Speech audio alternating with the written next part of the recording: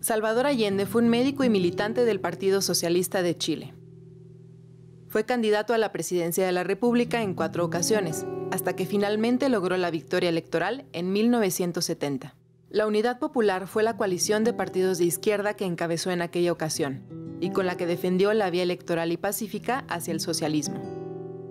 Chile, como la mayoría de los países latinoamericanos, estaba marcado por la pobreza, la desigualdad social y la extracción de recursos por parte de empresas extranjeras.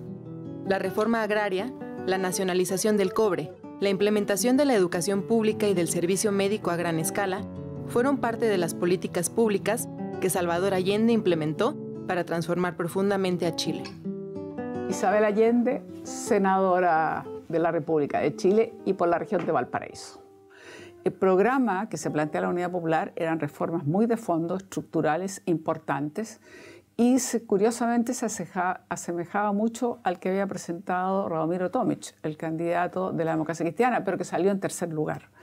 Y mi padre sale con el 36,6% de los votos y el candidato a la derecha con 34%.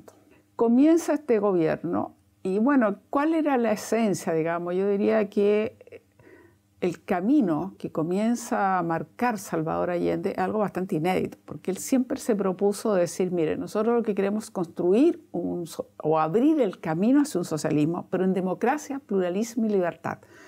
Más aún, se le ocurrió decir con olor a empanadas y vino tinto, que es algo muy, muy chileno, digamos, para las fiestas nacionales, que se consumen las empanadas y el vino tinto, como una forma de recalcar que tenía que ser apegado a nuestras tradiciones, a nuestra institucionalidad. El año 71, algunos intelectuales deciden venir a Chile a ver qué pasaba en Chile. Era la curiosidad, digamos, saber qué estaba pasando en Chile. Y les gustó mucho ver que había en ese momento un proceso social de una intensidad, pero que además tenía una expresión cultural muy importante. Entonces se estaban haciendo ediciones masivas de libros a través de Quimantú, millones de ejemplares, de todo tipo de libros, ¿eh? Clásicos, no clásicos, en fin, que la gente podía adquirir, pero de manera muy, muy módica. La canción que nos acompañó en todos esos años, los grandes grupos, el Inti Illimani, Quilapayún, la nueva canción que se llamaba fue pero notable, digamos, Víctor Jara, todos esos marcan pauta de una manera impresionante. Los murales que se hacían a través de Ramón Parra y otros, incluso Mata, el gran pintor, viene a Chile y trabaja con algunos de estos jóvenes, los murales, en fin.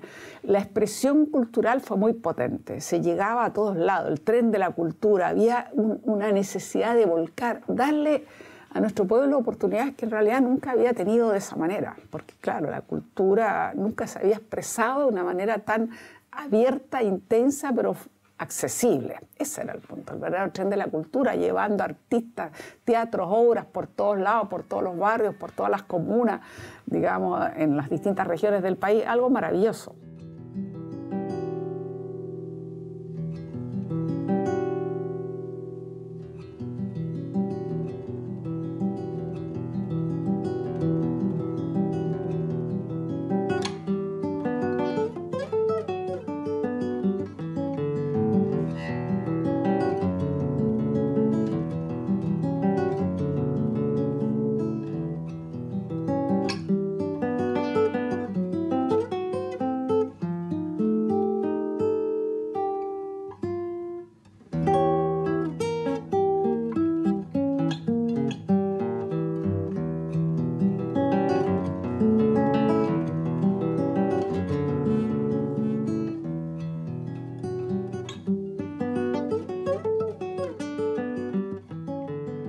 Porque si hay algo que caracterizó quizás en ese periodo, aparte de todo este despertar cultural, era justamente este sentido colectivo, sentirnos parte de un proyecto.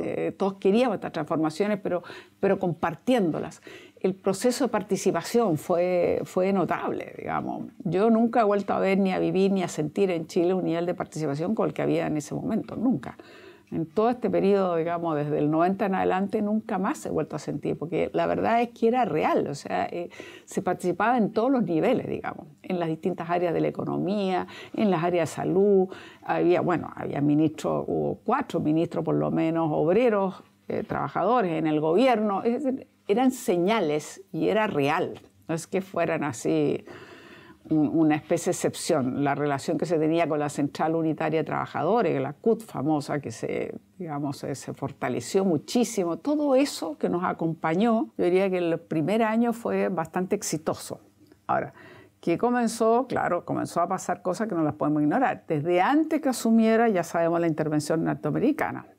Desde antes que incluso asumiera, llega incluso al extremo un grupo de derecha hasta asesinar al comandante en jefe del ejército, que se suponía que era General Schneider, un militar, digamos, constitucionalista, como decimos nosotros, o sea, apegado a lo que nosotros entendemos, digamos, que tiene que ser el rol de las Fuerzas Armadas, supeditadas al poder civil, respetuosas de la Constitución. Entonces ya había desde antes, por supuesto, una oposición de afuera y de adentro fuerte. Quizás ahí uno a lo mejor subvaloró un poco la fuerza de ese mundo conservador y de algunas organizaciones extremistas que se dedicaron a hacer desde el inicio voladura de torres, actos, digamos, de ese nivel. Cuando ya se produce la nacionalización del cobre, que fue uno de los grandes hitos de mi padre, por unanimidad con el Congreso, siempre apegado, digamos, en ese sentido a la legislación, viene la reacción norteamericana, sobre todo porque esto se hace sin indemnización, considerando lo que se llamó las rentabilidades excesivas que habían tenido estas empresas por muchos años. Naturalmente esto provocó la furia que ya conocemos. Recientemente incluso está sacando un libro Peter Combrook que nos está diciendo toda la intervención de Nixon, Kissinger, su asesor, etcétera, etcétera. Entonces, la propuesta de ellos era hacer estallar la economía. Entonces, efectivamente, comienzan las negativas de ventas de repuestos sin crédito, embargos a las exportaciones nuestras de cobre. Comienza todo un proceso bastante agresivo, digamos, en contra para desestabilizar nuestra economía. Y internamente estos grupos más conservadores obviamente también se organizan y van creando desabastecimiento, van acaparando, digamos, productos para generar un descontento en la población. Entonces, el Chile que nos acompañó, 71, 73, va después gradualmente, se va polarizando la sociedad y van surgiendo, digamos, conflictos no menores. Y había problemas de abastecimiento para la gente real y hubo huelgas muy complejas, que ahora hemos tenido incluso la información. Aquí voy a hacer un paréntesis, porque creo que el rol de México en ese sentido es insoslayable no decirlo. Creo que el gobierno de México, entonces presidido por el presidente Luis Echeverría, tuvo una conducta extremadamente solidaria. Se dio cuenta perfectamente de las necesidades urgentes de crédito, nos apoyaron con petróleo, pero además había interés de generar en conjunto con técnicos mexicanos y chilenos para crear una empresa fertilizante y ayudar, digamos, en algunas áreas en las cuales México tenía una buena experiencia. Entonces, yo diría que la conducta solidaria de México, en particular, bueno, le toca asumir a Gonzalo Martínez Corvalás desde agosto del 72 en adelante, fue muy notable. Entonces yo diría que esa es un poco la descripción de ese Chile hasta que, desgraciadamente, llegamos hasta un 11 de septiembre del 73, donde es la traición. Trabajadores de mi patria, tengo fe en Chile y su destino. Superará otros hombres este momento gris y amargo donde la traición pretende imponer. Sigan ustedes sabiendo que mucho más temprano que tarde, de nuevo, abrirán las grandes alamedas por donde pase el hombre libre para construir una sociedad mejor. ¡Viva Chile! ¡Viva el pueblo! ¡Vivan los trabajadores! Estas son mis últimas palabras. Tengo la certeza de que mi sacrificio no será en vano. Conforme. O sea que se mantiene el ofrecimiento de sacarlo del país. Se mantiene el ofrecimiento de sacarlo del país. Pero la avión se cae y cuando vaya a volar. Conforme. Conforme. Todo ese montón de jetones que hay ahí, el señor Tobá, el otro señor Almeida, todos estos mugrientos que estaban echando a perder el país, viene a pescarlos presos y el avión que tienes dispuesto tú arriba y sin ropa con lo que tienes para afuera. Pero el señor Fernando Flores, Moscovich, Altamirano y todos esos carajos como Fraivovich, esos no suben al avión. Cambio. Es lo que decimos el día de hoy, no tiene justificación, porque por muy polarizada que esté una sociedad, por muy conflictuada que lo estaba una sociedad, entre aquellos que querían incluso dentro del propio gobierno, aquellos que querían avanzar más y más rápido en las reformas, la reforma agraria u otras, y aquellos que, o el área de la propiedad social de la economía, porque mi padre planteaba 3 áreas, social, importante, mixta y privada. Bueno, además del conflicto interno entre aquellos que querían avanzar y aquellos que preferían consolidar, aparte de la parte interna, bueno, la verdad es que aquí hubo un quiebre en la democracia y, como decía, no hay nada que lo justifique. Y no puede ser, digamos, nunca.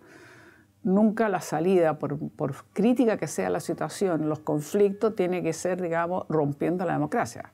Por eso nosotros decimos eso es una traición que no tiene justificación, que fue la ruptura democrática, con todas las secuelas, por supuesto, más atroces, de violaciones de derechos humanos que hayamos conocido en Chile en toda nuestra historia. México fue maravilloso de partida, si no es por Gonzalo Martínez Corbalá, no sé cómo nos habríamos unido la familia Allende, digamos. Él consigue, me rescata a mí con mis hijos menores, a mi hermana mayor, nos apoya a mi madre, que se resistía al comienzo y no deseaba, digamos, ser acogida como asilada, porque ella consideraba que no había hecho nada y no tenía por qué abandonar Chile.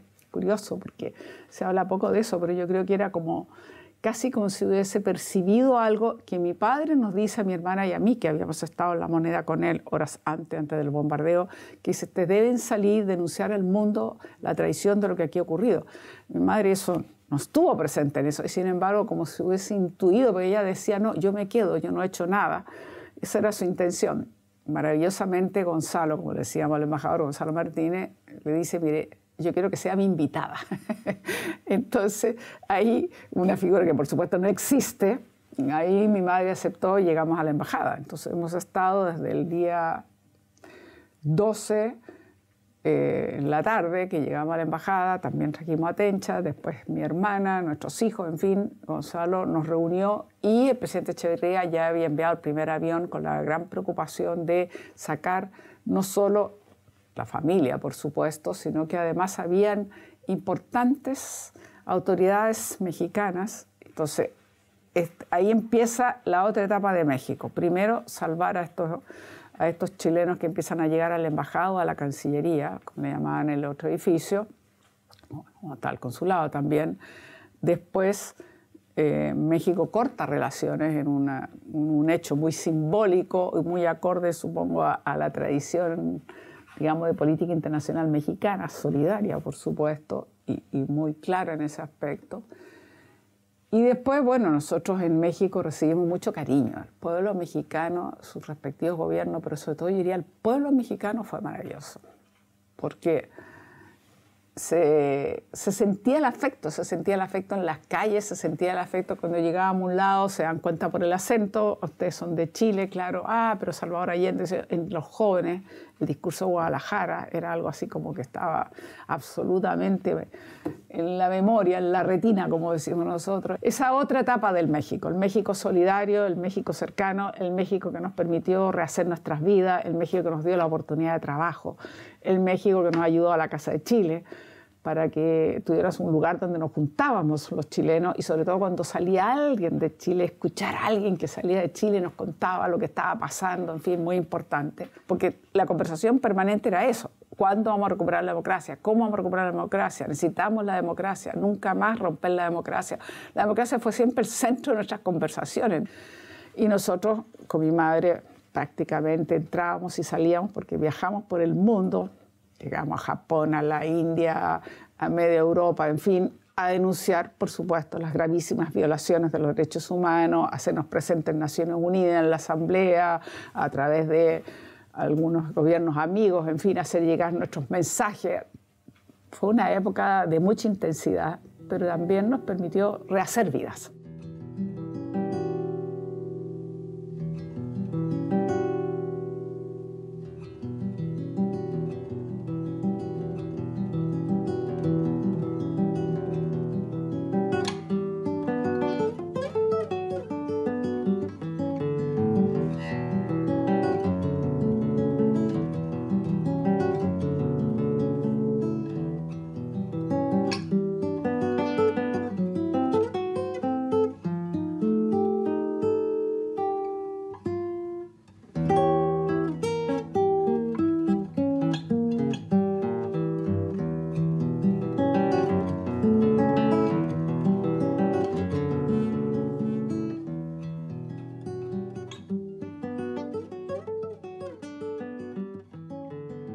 como siempre en la vida, cuando pierdes algo como que empiezas a valorarlo quizás más del momento que cuando vivíamos allá. Lo mismo nos pasó también con Salvador Allende. Fue como cuando empezamos a hacer todos estos viajes y recibir toda esta solidaridad internacional, es que como que nosotros mismos descubrimos la estatura y el referente universal que era Salvador Allende, como que no lo habíamos valorado en esa dimensión estando en Chile. Solo afuera es como que de repente vimos la dimensión universal que tenía, cómo se había visto este referente, justamente por eso, por ser inspirador de un camino que no se usaba mucho, de decir profundas transformaciones sociales, pero siempre con democracia, pluralismo y libertad.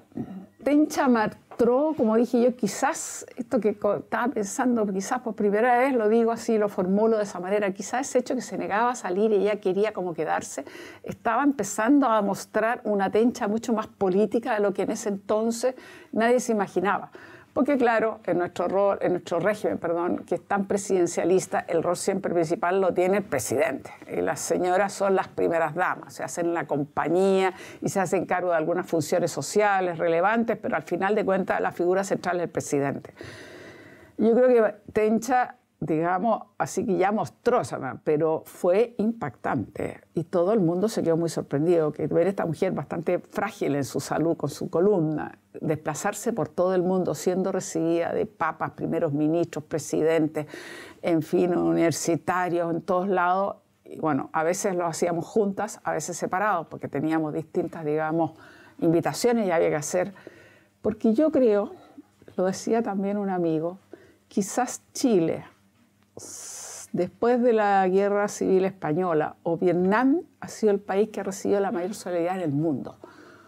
Y eso también es muy impactante. Y yo creo que eso tiene que ver por Salvador Allende, porque era una vía distinta que se probaba por primera vez de caminar hacia una sociedad, digamos, que diera más, que tuviera mayor igualdad, menos desigualdades, pero inclusiva, pero como decimos hoy día, pero en socialismo, democracia y libertad. Eso marcó mucho. Y marcó también, es como que fue inspirador para muchas personas. Entonces, la conducta más de mi padre, su dignidad ese 11 de septiembre, etcétera, etcétera, marcaron, digamos, una nota que yo creo que lo que decía, pocas veces se ha tenido una solidaridad mundial tan manifestada a través de múltiples actos, invitaciones, y hasta el día de hoy nos acompañan plazas, calle, avenida, en fin, por medio mundo que existe, a donde uno llegue, encuentra una calle o algo que se llama Salvador Allende.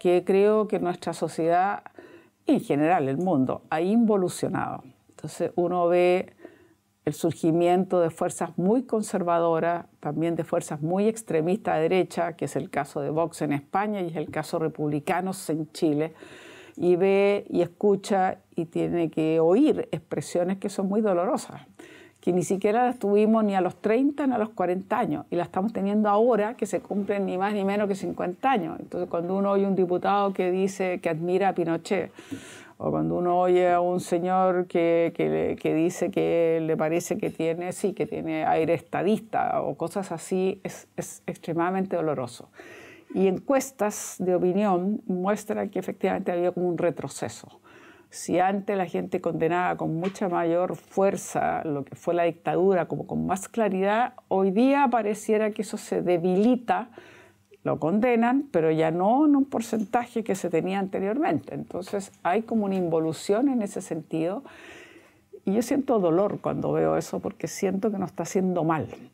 ¿Por qué además? Porque bueno, para empezar la dictadura lo primero que hizo fue suprimir la educación cívica. O sea, y ha habido generaciones que nunca tuvieron esta educación cívica. Ha costado mucho abrirse paso en nuestra propia transición democrática. Piensa que a los comienzos había mucho miedo.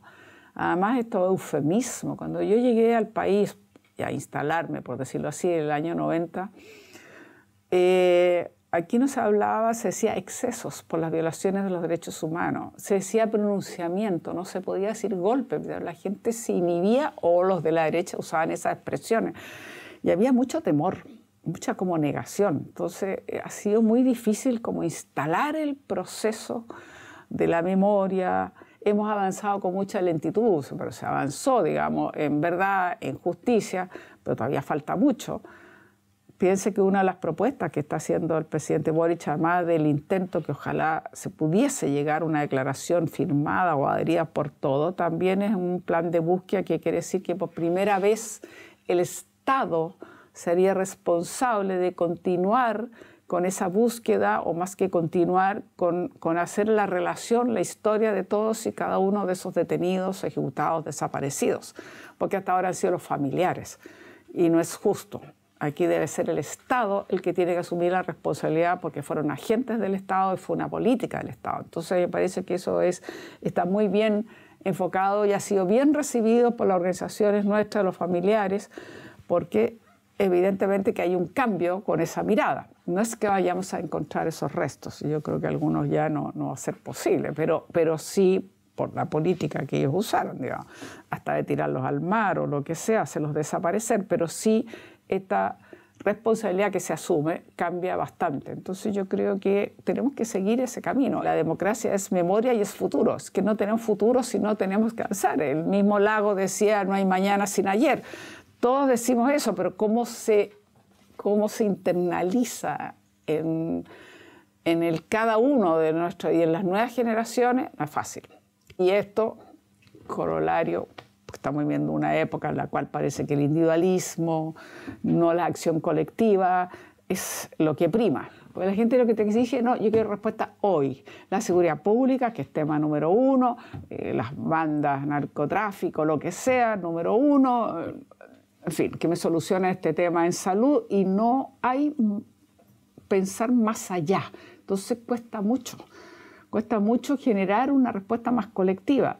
Es curioso porque como tuvimos la pandemia, ahí como que hubo una cierta toma de conciencia y fue bien positivo el que se logró articular, por ejemplo, una red única de salud en la cual mundo privado y público, que en Chile no ocurre nunca, se unieron en una sola red de salud para poder dar respuesta a los casos graves que tenían que requerir ventilación, conectados con ventilación mecánica, internarse y con ventilación mecánica. Y como no era suficiente lo que había en el mundo público, era una sola red. Entonces la persona podía llegar o al hospital o a la clínica más sofisticada, pero lo importante era la respuesta. Pero eso rápidamente, como somos los seres humanos, ya parece que se olvidó. Hemos vuelto de nuevo cada uno en lo suyo. Entonces hoy día tenemos una sociedad que lo que más defiende, y eso lo incentiva mucho este partido de extrema derecha, que son los republicanos, es tus ahorros, tus esfuerzos, eres tú. Entonces no existe, digamos, un nosotros, no existe un colectivo, no existe, mire, entre todos podemos ayudarnos, no existe menos América Latina, digamos, por decirlo así, o incluso a nivel mundial, sino que no. El énfasis es, eres tú. Lo que importa es tú, como si el tú fuera suficiente y el tú te permita. Entonces es bien difícil, ¿eh? Y ha sido muy doloroso porque tuvieron un éxito electoral importante, pero muy importante en 2 ocasiones, digamos, de alguna manera, sobre todo en la última, que era la elección en la segunda oportunidad que nos hemos dado para este proceso constituyente. Y los planteamientos que están haciendo un retroceso total. O sea, quieren volver a eliminar, por decir algo, la posibilidad del aborto en 3 causales, que logramos hacer, lo que costó mucho, o la paridad, que ha costado mucho para estar más presentes las mujeres de manera justamente más paritaria en los distintos órganos de poder, etcétera, etcétera, etcétera. Es un retroceso muy fuerte y tiene hasta el día de hoy un gran apoyo. Entonces, si me preguntas qué vamos a hacer, ha estado y es muy difícil, porque hemos tenido como una desconexión muy fuerte con la calle. Como que entre la pandemia o las secuelas del estallido, que fue unas manifestaciones masivas que tenían distintas demandas, digamos, bien variadas y diversas. Iban desde lo animalista a seguridad social u otras, digamos, pero de alguna manera después con las distintas secuelas que hubo, distintas cosas que se manifestaron, que esas fueron las notables que habían, pero habían otras que también no fueron nada de notables, saqueos y cosas y violencia, digamos, que eso quedó como en la retina. Y la gente, así como que hoy día lo que te está valorando es, no, en mi casa con los míos y punto. Entonces, el no a la calle, el no a las presiones culturales más así masivas, etcétera, etcétera, es difícil. ¿Cómo te conectas? Más bien, ¿cómo recuperas la confianza? ¿Cómo pudieses alcanzar a llegar a decir, mire, hagamos entre todos, con la diversidad, con la pluralidad, con el respeto, el diálogo que puede representar las diferencias, pero logremos ir detrás de esta causa, que es muy difícil. Entonces siento que hay mucha involución, siento mucha impotencia, siento que ha faltado voces, así como que nos ha costado, y siento que el presidente Boric, hoy día, joven presidente Boric, que plantea algo que tiene toda la razón, que debe haber sido aceptado universalmente, decir, mire, por grave que sea lo que hablábamos antes, una crisis política nunca debe quebrarse la democracia.